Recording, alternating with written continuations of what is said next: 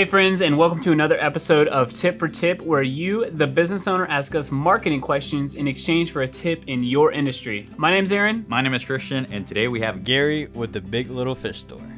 Hey BitBranding, my question for you guys is how can a small-time company like me get into dentist offices, doctor's offices, so we can promote ourselves, our business, and bring in more customers? All right, so just to give you guys context, I went on this shoot and Christian did not. So what he was wanting to figure out is how to get service jobs, because they make a little bit of money off of selling people fish. You should go see Gary to buy fish.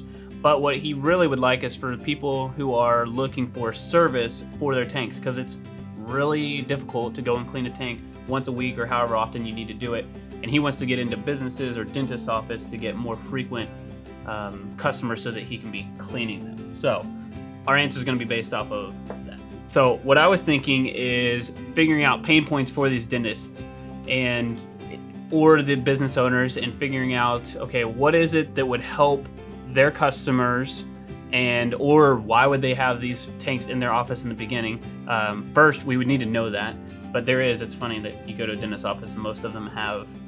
Yeah, it reminds me of Finding Nemo. Yeah, when the little girl's tapping the fish tank. So pain points are, cleaning it, figuring out why they would go and clean these systems, why they would ever have fishes in the first place, and just offering that as a service. So whether it's convenience and just telling them hey, we'll come out, we'll do it for a better price. We're going to be local. We're here, so you'll know who we are, and it's something that you don't have to think about. We know you as the dentist want to focus on cleaning teeth, and so you just hit on the pain points for those people. And we could talk about a strategy like doing maybe a Facebook ad or emails or something like that.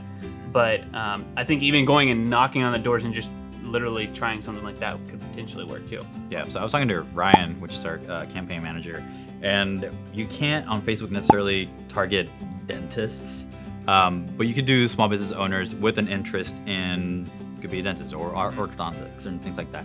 So there are different ways that you could potentially target that audience.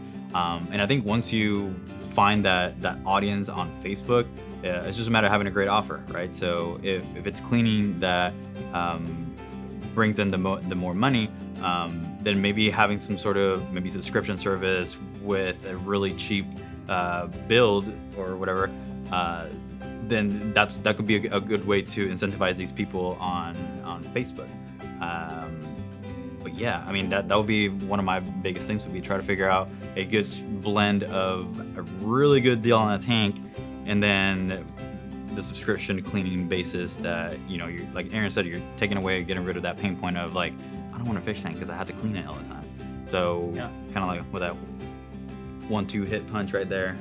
Look, we'll build this for you. We have fish, we have all the equipment, and we do all the maintenance. Yeah, and from that, one last thing, I can see an image, so you should just take a picture of a dentist before using your service and a dentist after using your service. So once you use the ads of what Christian's talking about, it's here's the result of working with us. More time, you're happier, you're cleaning teeth, you're spending time with your family. If you don't use us, you're gonna spend your whole life cleaning a fish tank. If you do that, it'll probably speak volumes to people, and then you have a great offer like what Christian mentioned. You're gonna get a lot of people who are okay, let me just give this guy a try. Yep, exactly. All right, hopefully that was good. Gary, let us know your tip for us. My tip for the audience, once you guys get a fish from a store, once you get it home and you properly acclimate the fish, never add my water into your fish tank. Take the water out of the bag, get the fish, and put them properly into your tank. This is great advice. Technically, when I was growing up, my dad loved fish tanks, so we had multiple fish tanks throughout my youth.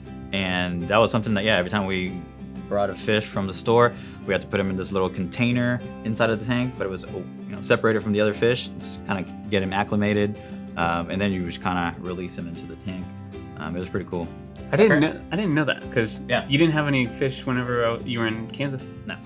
Like I said, it was when I was growing up back in Puerto Rico, and I think my dad at some point had a 2-tier fish tank, and the bottom one, when I was a little kid, I don't remember this is what my parents would tell me, is that I had a hobby of grabbing the remote controllers and just dumping them in the bottom one. That's not a hobby. That's horrible. So, I don't know. All right, so today's question of the day is, Are you team Nori? Are you team Nemo or team Dory? Oh, I didn't know they were against each other. They are. Oh. Who's better? Oh, Dory for sure. Ooh, okay. Hey Gary, thank you for coming on the show. If you want to be on this show, all you have to do is go to bitbranding.co/tip for tip and fill out that subscription form and we'll get you on the show. Also, don't forget to subscribe.